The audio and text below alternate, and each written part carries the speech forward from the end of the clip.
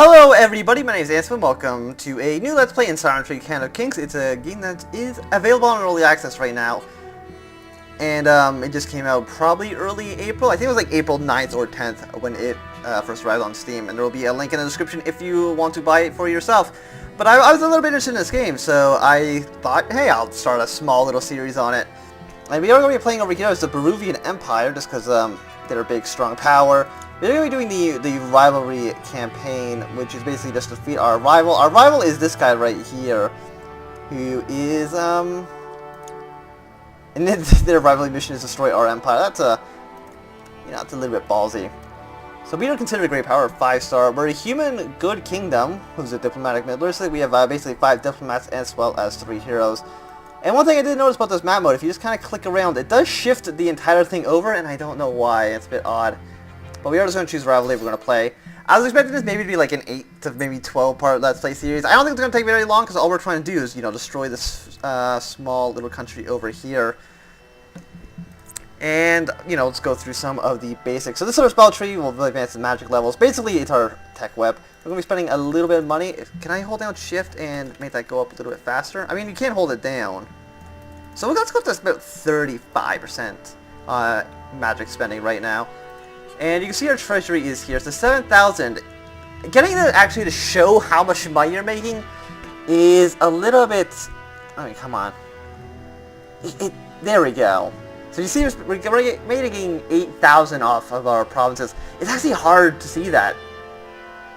Like, it very rarely actually decides to show up. It wasn't until now that I even realized I was there. I have about an hour and a half into the game. And I didn't know until I actually tried hovering over that for... It's like right here. That's the sweet spot. Like this small corner. That's kind of odd. Why is it not directly over the number? But after an hour, that's actually the first time I've even seen a treasury outlier. We do have a, you got your mini map back here. I do have tips enabled just because, like, even I'm not 100% too sure on all the smaller elements to the game. But you have 4 map modes. You got basically a terrain map mode. You have a political map mode, which will show you the borders of all the countries.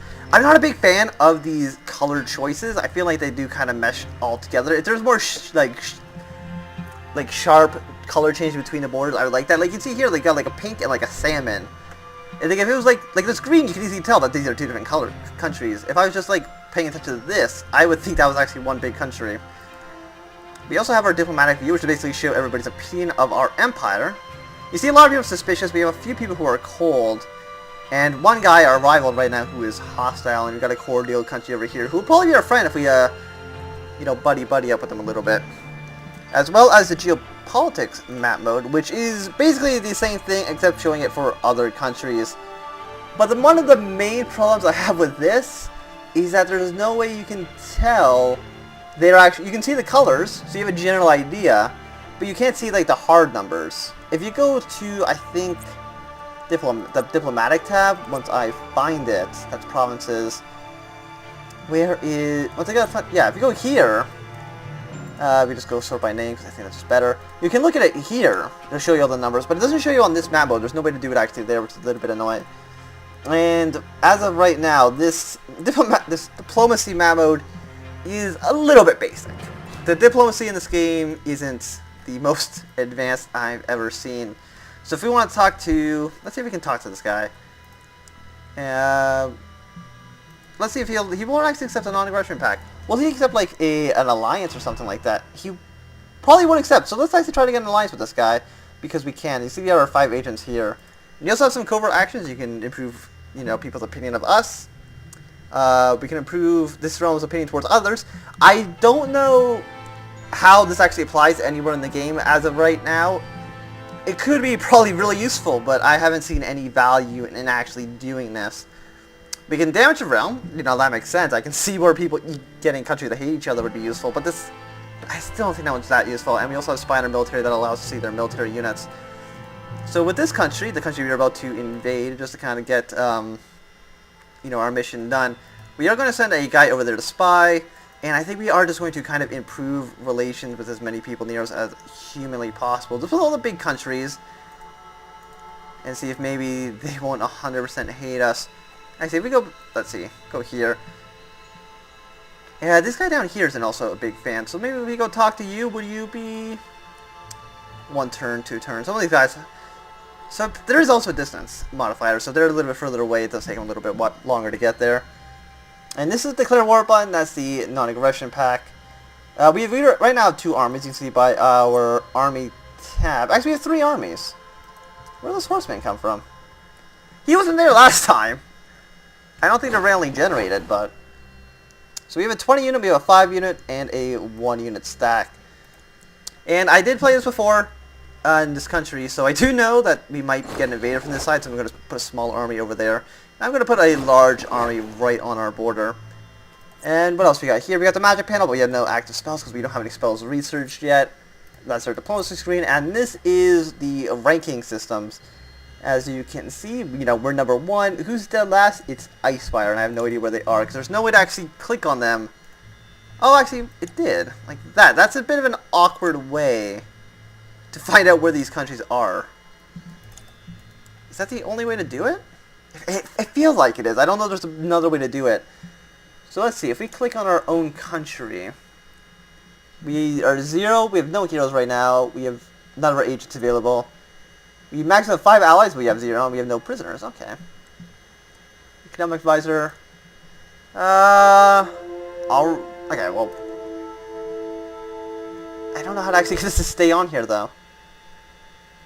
Boop. Nope, because it keeps selecting the province. Okay, so if we go here. What's our military advisor say? Your Majesty, we inherit 2 major military actives. This guy, and... Okay. Both are separatist rebellions under your predecessor. Oh, so these guys were part of our country and they rebelled against us. Well, now they have to die. They, you know, you can't insult the old king like that. And we also do have some buttons down here. We got the diplomatic affairs, which is basically just bring up this. You got some trading, trade off with the country. You can offer resources and demands. You also trade provinces, but I don't think there's any reason to give up your provinces, and I don't think there's any reason to give up your resources. You have a resource thing here. If you have any, if you're watching this, if you have any idea what these resources actually do, if you can post them in the comments below. All it does is it just seems to make money. Other than that, I don't see what it does.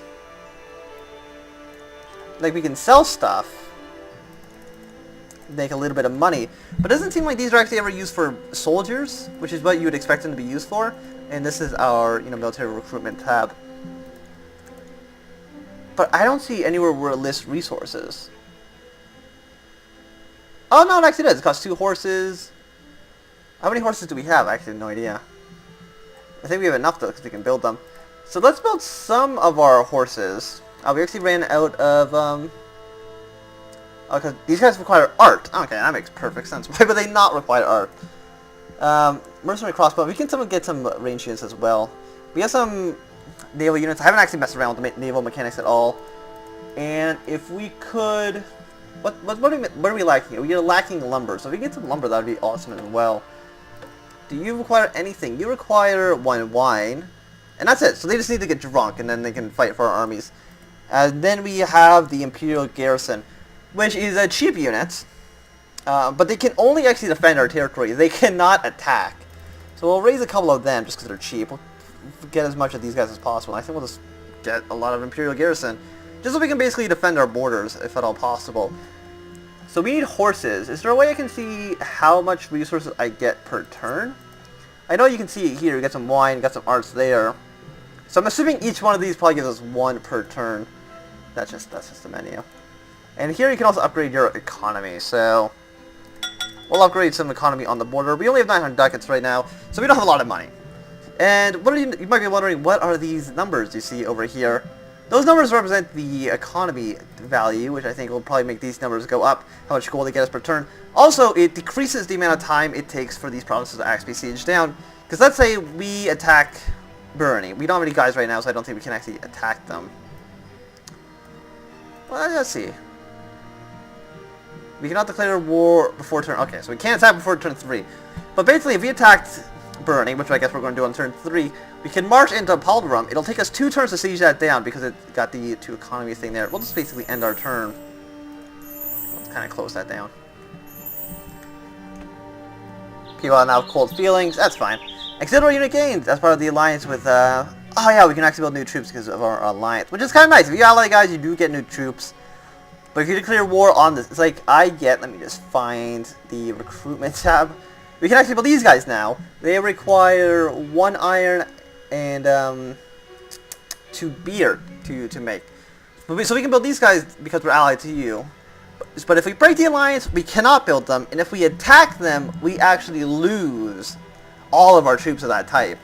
So basically they won't help, you know, attack their brethren, which kind of makes sense. So that's already a 20 stack. So I think we are going to deploy some of our frontline troops. And because these are a garrison, I think we are just going to basically stack them all up with this giant army and put them into... also, they can't move on their first turn building, obviously. Kind of forgot about that.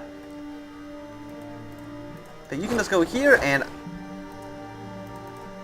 we still can't attack turn...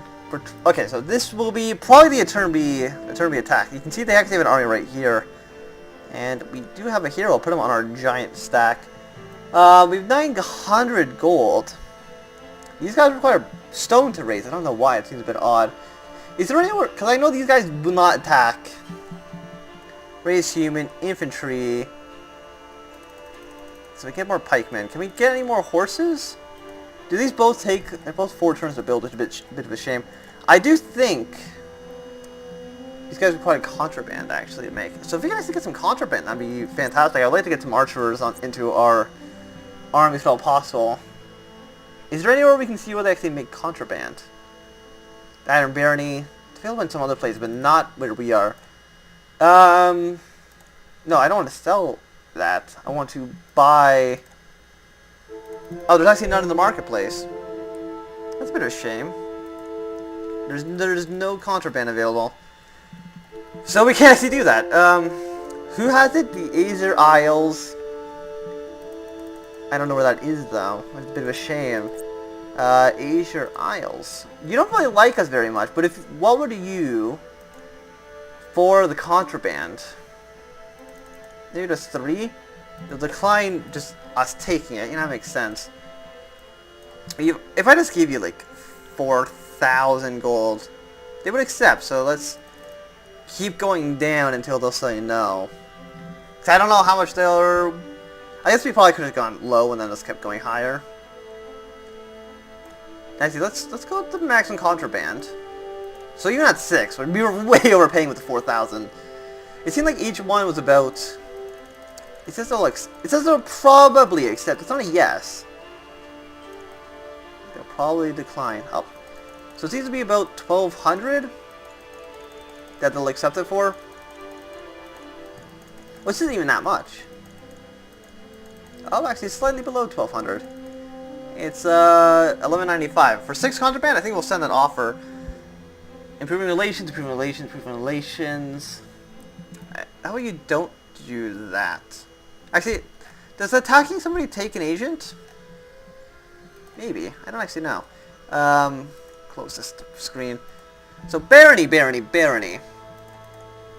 I would love to declare war on them, but it actually takes us a turn. We're not allowed to attack.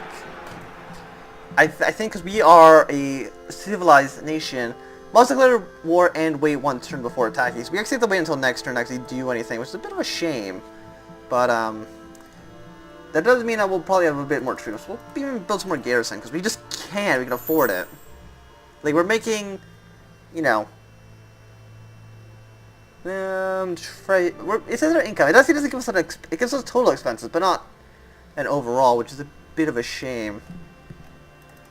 Just kind of put all our troops here. You can see that they actually do a small army, so I think we are just going to attack into it. We're gonna auto-resolve. Actually, no, we're not gonna auto-resolve. Actually, we will auto-resolve just so we can kind of look at the auto-resolve mechanics, and then after, once again, probably a bigger battle, we'll just go to the tactical map mode. So skirmishes. Any battle not including your hero will result in an auto battle. Okay. Auto battles last 3 turns. The first turn is a skirmish phase. So that's actually why. Okay. I was wondering before I was playing, I was wondering why some of the battles instantly went to auto battle mode, but apparently that's because of the hero. So any battle not involving your hero. Auto battle lasts 3 turns. First turn is a skirmish phase in which favors range attacks. So what we will fight next round our ranged troops, which we have 2 of. Actually, we only have We have this guy, and I think we have this guy who's also ranged, but he doesn't actually fire. And we'll fight the next round of combat, which is a bit odd, because it only ever seems to have the first 3 troops fight, and then the range unit attacks. And then there's the grand melee phase, but I actually did not read the notification there. But I don't get why only the first 3 attack. Like that's what I'm not 100% of to the mechanics. I don't know why it works like that. But we don't have our contraband. We have to wait until next turn to get it. So you can see there's also a small army there. We have a big army in our capital. I don't think we called this guy to war, so I don't think he's actually going to help us. You can see like the 4 went down to a 3, so we'll be able to do some more stuff next turn. We can be able to get another cavalry. And you are actually not maxed out because of the... We'll send in as... No, deselect everybody. We'll send in the troops that we can. And next turn we'll be able to actually send in those horsemen. And actually, when do we get our... Let's look at the diplomacy tab. Once I lost it. Offering trade. Oh, so he's actually going to still take a turn. I guess he still needs to get there. Why can't he hurry it up? I don't really know. But we are 10 out of... You know, let's spend more money then. Because I don't think I've ever even gotten level 1 science stack. Let's go like 70%. We'll spend 70% of our money on this. And hopefully that'll, you know, solve our problem a lot faster. And let's build more troops, build more royal pikemen, and build more light brigades just because we can. I like the horses. You will see why once we get into a tactical combat how good the horses are in actually fighting. They are stellar at it. They've rejected our... What? They said they would probably accept. I don't think we need salt. I'll give you my salt. I want the contraband now. You know what? Who cares about that? I still want to spy. So I guess we're not going to do that then. I'm extremely disappointed. Send another cavalry unit in. So in 2 turns we are going to have this annexed, which basically just gives us a territory, and we do have to spend a little bit of money to actually get it back to standard operating procedure. That doesn't really make a lot of sense. So 6 fish. What do you use fish for?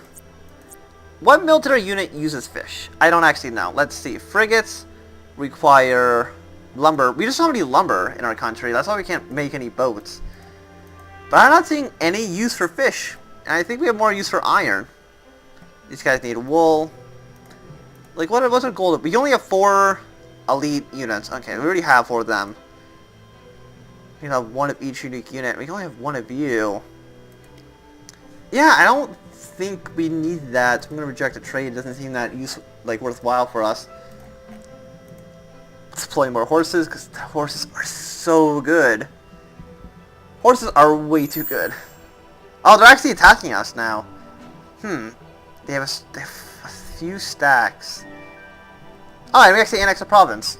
So I think this is actually a good time to end the episode. We'll actually upgrade the province a little bit, just so if they get back onto the province, they don't just instantly annex it. But actually, what we're going to do... No, if I attack, actually, I'm going to have to... I don't think I can do anything else out of that. So this is going to be the end of the first episode. So thanks everybody for watching. My name is Anthony. If you've enjoyed, thumbs up. If you're not enjoying, you can always thumbs down. If you want to see more, subscribe, and goodbye.